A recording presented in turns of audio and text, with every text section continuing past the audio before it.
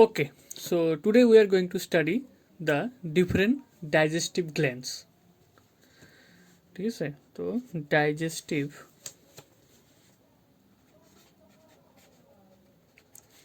Glands বা পৌষ্টিক গ্রন্থিসমূহ। পৌষ্টিক গ্রন্থি, ঠিক আছে, মানে আমাদের ডাইজেস্টিভ সিস্টেমের সাথে রিলেটেড যেগুলো আমাদের গ্রন্থি থাকে, এটা হবে আমাদের ডাইজেস্টিভ গ্ল্যান্ডস। ঠিক আছে, জেনারেলি আমাদের তিনটা ডাইজেস্টিভ গ্ল্যান্ড থাকে। এক নম্বর আমাদের স্যালাইভারি গ্ল্যান্ড,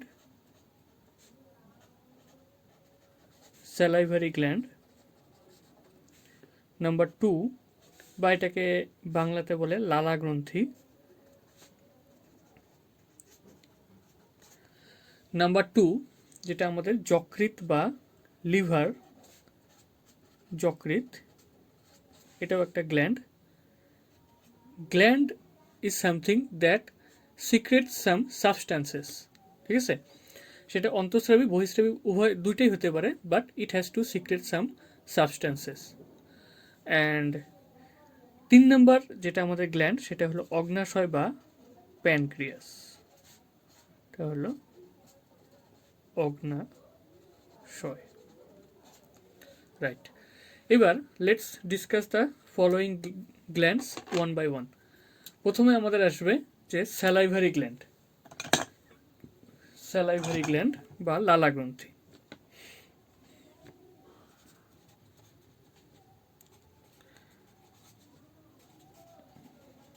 স্যালাইভারি গ্ল্যান্ড, তো দেয়ার আর 3 পেয়ার্স, 3 জোড়া আমাদের স্যালাইভারি গ্ল্যান্ড থাকে। 3 পেয়ার্স বা 3 জোড়া স্যালাইভারি গ্ল্যান্ড। এক নম্বর থাকে, এটাকে বলে parotid gland. Parotid gland obviously এটাও এক জোড়া থাকবে। 2 নম্বর স্যালিভারি গ্ল্যান্ড যেটা আমাদের, এটাকে বলে সাব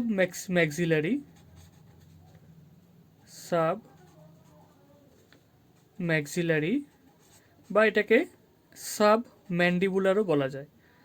সাব ম্যান্ডিবুলার গ্ল্যান্ড।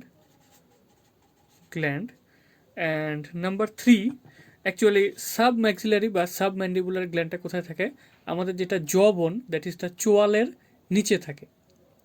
ঠিক আছে, অ্যান্ড 3 নম্বর যেটা আমাদের salivary gland, it is known as sub lingual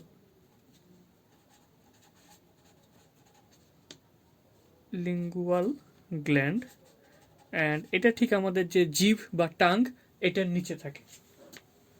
ঠিক আছে, so these are the 3 salivary glands present in the concerned with the digestive system. ঠিক আছে, অ্যান্ড এই গ্ল্যান্ডগুলো এইভাবে ডিজাইন থাকে যাতে এরা যে বস্তুটা সিক্রেট করে, এটা যাতে সবসময় মুখগহ্বরে সিক্রেট হয়।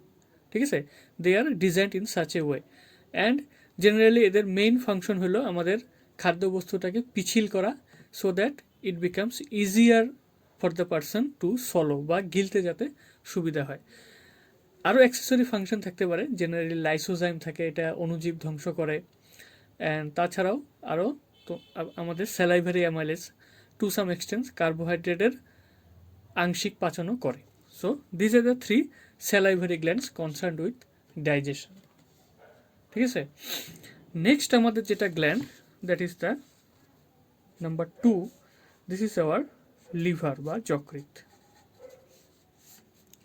এবার লিভার বা যকৃৎকে আমরা যদি দেখি, it is generally bilobe structure. ঠিক আছে, and we all know that it is the largest organ inside our body, and weight around 1.2 থেকে 1.5 কেজি, 1.5 কেজি পর্যন্ত হতে পারে। And it is a bilobe structure, মানে এর 2টা লোব থাকে। ঠিক আছে, অ্যান্ড আরেকটা কথা কি, আমাদের যেটা অ্যাবডোমিনাল ক্যাভিটি অ্যান্ড ডায়াফ্রামের নিচে অ্যাবডোমিনাল ক্যাভিটির সবসময় রাইট সাইডে লিভারটা থাকে। অ্যান্ড যেরকম আমাদের যদি কিডনির যদি ফাংশনাল অ্যান্ড স্ট্রাকচারাল ইউনিট যেটা নেফ্রন হয়, সিমিলারলি লিভারের ক্ষেত্রে স্ট্রাকচারাল অ্যান্ড ফাংশনাল যদি ইউনিট আমরা বলি, then it will be known as hepatic lobules. ঠিক আছে, so this is the structural and functional unit of liver. It is the structural and functional unit. ঠিক আছে, এবার এই যে হেপাটিক লবিউলগুলোর কথা বললাম, এই হেপাটিক লবিউলগুলা সবসময় আমাদের কম্পাউন্ড ইপিথেলিয়াল কোষ দ্বারা আবৃত থাকে। ঠিক আছে, it is surrounded by the compound epithelial cells and that is the যৌগিক আচ্ছাদক কলা। অ্যান্ড এই যে স্ট্রাকচারটা ফর্ম করে, যে একে সারাউন্ড করে রাখে, এই স্ট্রাকচারটাকে বলে Glisson's capsule. Glisson's, GLISSON capsule. ঠিক আছে, and it must be remembered. তো this is all about the liver. And লিভারের সাথে কনসার্ন থাকবে আমাদের কিন্তু বাইল বা পিত্তথলি, বা আমাদের যেটাকে বলে গল ব্লাডার। ঠিক আছে, এবার আমরা দেখে নেব যে স্ট্রাকচারটা কেমন হয় অ্যাকচুয়ালি।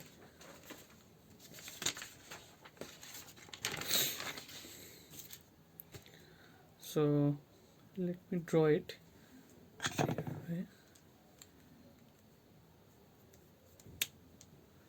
তো এটা যদি আমাদের ডুওডেনাম হয়, ডুওডেনাম, সাপোজ ডুওডেনামটা এইভাবে যায়,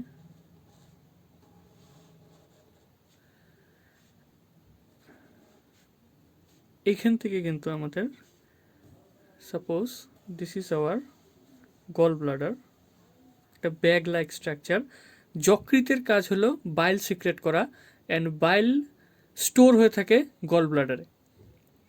ঠিক আছে, তো এইভাবে থাকে আমাদের গল ব্লাডার, অ্যান্ড এটা আমাদের এই কানেকশনটা থাকে যকৃতের সাথে।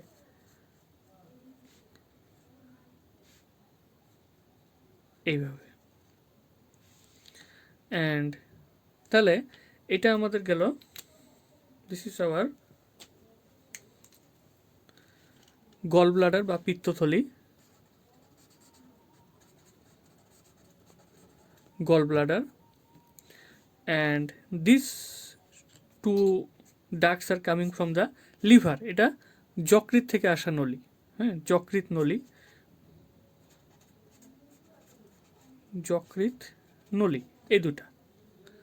এবার এটা আমাদের পিত্তথলি থেকে আসা নলি, এটা গল ব্লাডার যদি হয়, পিত্তথলি হয়, তাহলে এটা আমাদের পিত্তথলি থেকে আসা নলি, অ্যান্ড এটা, এই দুটা যকৃত থেকে আসা নলি।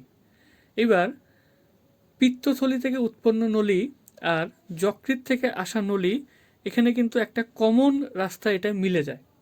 ঠিক আছে, অ্যান্ড এই দুটা মিলে যখন যায় তখন একটা কমন রাস্তা তৈরি হয়, এটাকে বলে পিত্তনলী, পিত্তনলী বা বাইল ডাক্ট। ঠিক আছে, that means the tube coming from the or duct coming from the gallbladder and these two ducts coming from the liver combine together to form a common duct. এই কমন ডাক্টটাকে বলে পিত্তনলী বা আমাদের বাইল ডাক্ট। তো এটা গেল আমাদের বাইল ডাক্ট। তো এটা কিন্তু duodenum, this is the duodenum. এইবার আরেকটা, এখান থেকে আমাদের একটা টাং লাইক স্ট্রাকচার থাকবে, which is known as pancreas. ঠিক আছে, যেটা আমাদের আরেকটা গ্ল্যান্ড, প্যানক্রিয়াসটা এইভাবে থাকে, অ্যান্ড প্যানক্রিয়াসের ভিতরেও কিন্তু একটা প্যানক্রিয়াটিক ডাক্ট থাকে। তো এখান থেকে প্যানক্রিয়াস যদি কিছু ক্ষরণ করে, তো it will be transported through this structure known as pancreatic duct. এবার এই প্যানক্রিয়াটিক ডাক্ট অ্যান্ড যকৃত থেকে আসা নলি, that is the hepatic duct, এই দুটাও কিন্তু একটা কমন স্থানে মিলে যায়, মিলে এটা ডুওডেনামের ভিতরে প্রবেশ করে। ঠিক আছে, তাহলে আমাদের যকৃৎ থেকে আসা নলি, that is the hepatic duct, তার সাথে আমাদের এটা প্যানক্রিয়াস থেকে আসা নলিকা যেহেতু, তাহলে এটা হবে প্যানক্রিয়াটিক ডাক্ট। তো এই দুইটাও কিন্তু একসাথে কম্বাইন হয়ে একটা কমন ডাক্ট তৈরি করে, অ্যান্ড এই কমন ডাক্টটাকে বলে হেপাটো, যেহেতু এটা লিভার থেকে আসতেছে তাই হেপাটো, অ্যান্ড আরেকটা প্যানক্রিয়াস থেকে আসতেছে তাই প্যানক্রিয়াটিক ডাক্ট। ঠিক আছে, তাহলে আমাদের দুটা হলো কিন্তু, একটা যকৃৎ থেকে আসা নলি that is the hepatic duct combines with the duct coming from the gall bladder. ঠিক আছে, এটা হলো আমাদের পিত্তথলি থেকে আসা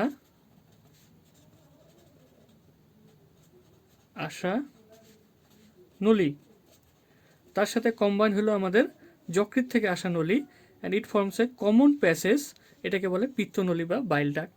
সিমিলারলি প্যানক্রিয়াস থেকে আসা নলি আর যকৃৎ থেকে আসা নলি এটাও এখানে কম্বাইন হয়ে একটা কমন রাস্তা তৈরি করে, যেটা আস্তে আস্তে ডুওডেনামের ভিতরে প্রবেশ করে যায়, এটাকে বলে hepato pancreatic duct. And one key thing is to remember is that এই যে হেপাটো প্যানক্রিয়াটিক ডাক্ট, এখানেও কিন্তু একটা স্পিনস্টার মাসেল থাকে, sphincter muscle, and this sphincter muscle that controls the activity of the hepatopancreatic duct is termed as sphincter of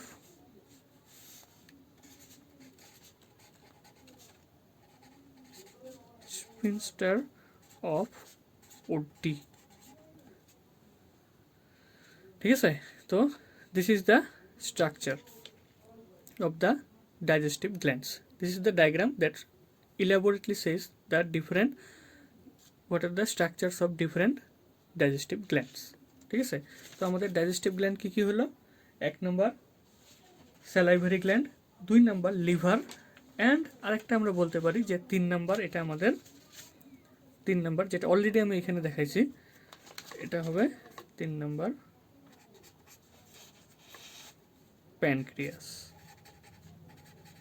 pancreas বা এটাকে বলে অগ্নাশয়। সো প্যানক্রিয়াস বা অগ্নাশয়, it is a tongue like structure as I have already told, and এটা কিন্তু আমাদের অন্তঃস্রাবী ও বহিঃস্রাবী that is endocrine and exocrine দুটা হিসাবে কাজ করে। ঠিক আছে, the endocrine of the function of the pancreas is to secrete what? Insulin and glucagon, that is the hormone glucagon, whereas the exocrine function of the pancreas is to secrete various digestive enzymes.